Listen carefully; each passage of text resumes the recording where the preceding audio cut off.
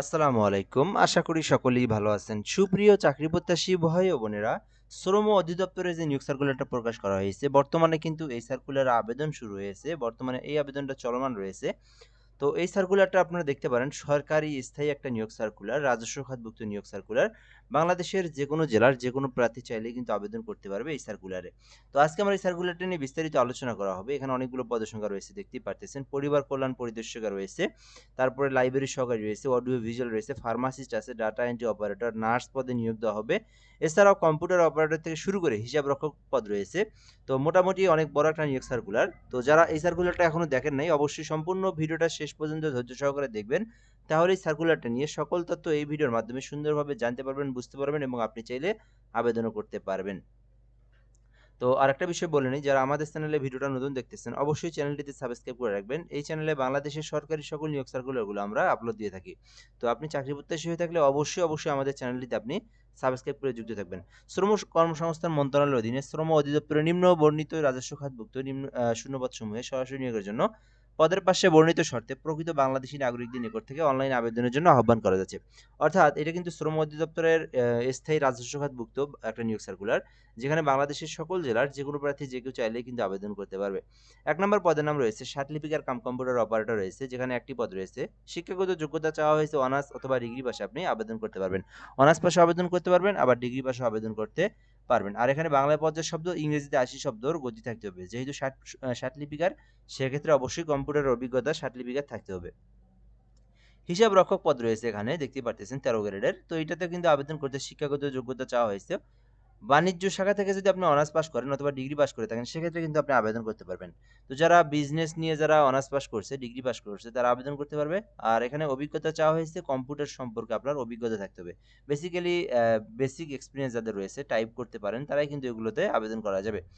তো ৩ নম্বর পদ রয়েছে ৬০ মুদ্রাক্ষরিক। এটাতে আপনার ১৪ গ্রেডের নিয়োগ দেওয়া হবে। তো এক্ষেত্রে আপনার শিক্ষাগত যোগ্যতা প্রয়োজন ১৪ গ্রেড। শিক্ষাগত যোগ্যতা আপনার শুধুমাত্র অনার্স পাস অথবা ডিগ্রি পাস। আর এটাতে কিন্তু ১৪ টি পদ রয়েছে। তো মোটামুটি এটা অনেক বড় একটা পদ পদ বলা যায় এখানে। তো আপনি যদি এই ৬০ মুদ্রাক্ষরিক কাম কম্পিউটারে আবেদন করতে চান, সেক্ষেত্রে আপনাকে অনার্স পাশে আবেদন করা লাগবে অথবা ডিগ্রি পাশে আবেদন করা যাবে। আর এখানে কিন্তু অবশ্যই কম্পিউটার সম্পর্কে ভালো একটা যোগ্যতা থাকতে হবে, অভিজ্ঞতা থাকতে হবে। সেটা হচ্ছে আপনাকে কম্পিউটার টাইপের গতি ২৫ শব্দ বাংলায়, ইংরেজিতে ৩০ শব্দের গতি থাকতে হবে, তাহলে আপনি আবেদন করতে পারবেন। এরপরে ৪ নম্বরে লাইব্রেরি টেকনিশিয়ান রয়েছে, যেখানে ৮ টি পদ রয়েছে ১৬-১৪ গ্রেডের। তো আপনি চাইলে এটাতেও আবেদন করতে পারেন। এক্ষেত্রে আপনার শিক্ষাগত যোগ্যতা চাওয়া হয়েছে শুধুমাত্র অনার্স পাস অথবা ডিগ্রি পাস, তবে সেটা সায়েন্স থেকে হতে হবে। আ অর্থাৎ জীববিজ্ঞান নিয়ে যারা বায়োলজি নিয়ে যারা অনার্স কমপ্লিট করছেন বা যারা বায়োলজি ডিপার্টমেন্টে লেখাপড়া করতেছেন অনার্সে অথবা ডিগ্রিতে এবং পরীক্ষা দিয়ে রেজাল্ট বের হয়েছে যাদের, তারা কিন্তু লাইব্রেরি টেকনিশিয়ানে আবেদন করতে পারবে।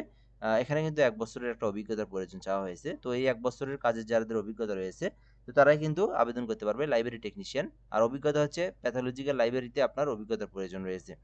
লাইব্রেরি সহকারী রয়েছে ১৪ গ্রেডে ৪ টি পদ রয়েছে। এক্ষেত্রে আবেদনের জন্য যারা বিজ্ঞান গ্রন্থগার নিয়ে যারা লেখাপড়া করেছেন, যারা অনার্স পাস করেছেন বা ডিগ্রি পাস করেছেন, তারা কিন্তু লাইব্রেরি সহকারী পদে আবেদন করতে পারবে।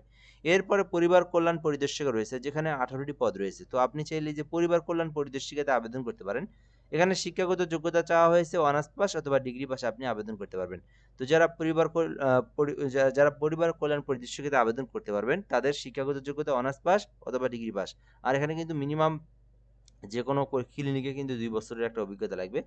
আ আর এখানে কিন্তু ১৮ টি পদ রয়েছে। তো এটা কিন্তু একটা বড় পদের সংখ্যা। তো যাদের অভিজ্ঞতা রয়েছে এবং যারা অনার্স পাস করেছেন, তারা কিন্তু পরিবার কল্যাণ পরিদর্শিকাতে আবেদন করতে পারেন।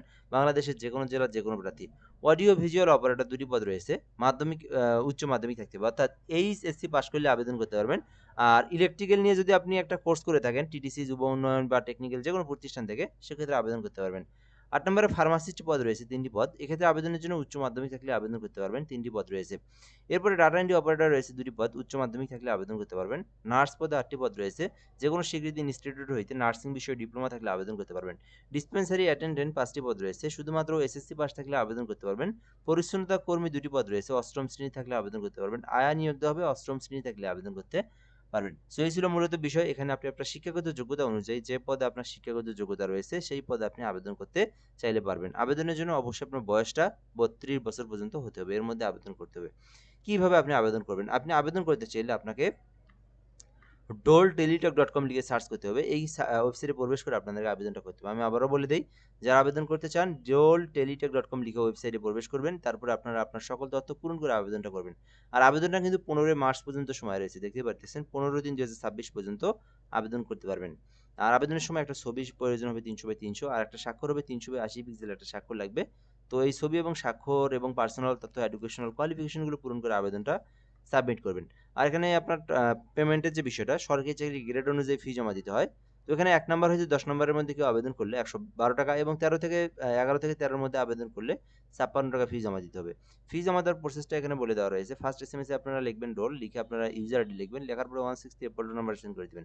সেন্ড করলে একটা পিন নাম্বার দিবে আপনাকে এসএমএস এর মধ্যে। তো আবার আপনারা একটা এসএমএস টাইপ করবেন, ইয়েস লিখে আপনারা পিন নাম্বার দিয়ে 163 পোল্ডার নাম্বার সেন্ড করে দিলে আপনার আবেদনটা সাবমিট হয়ে যাবে। তো এই ছিল মূলত বিষয়। যারা আবেদন করতে চান দ্রুত আবেদন করবেন। এটা হচ্ছে শ্রম কর্মসংস্থান মন্ত্রণালয়ের একটা সরকারি স্থায়ী নিয়োগ সার্কুলার। তো এই সার্কুলার নিয়ে আরো কোনো কিছু জানার থাকলে কমেন্টে জানাতে পারেন, আমরা রিপ্লাই দিয়ে জানিয়ে দেওয়ার চেষ্টা করব। ভালো থাকবেন, আসসালামু আলাইকুম।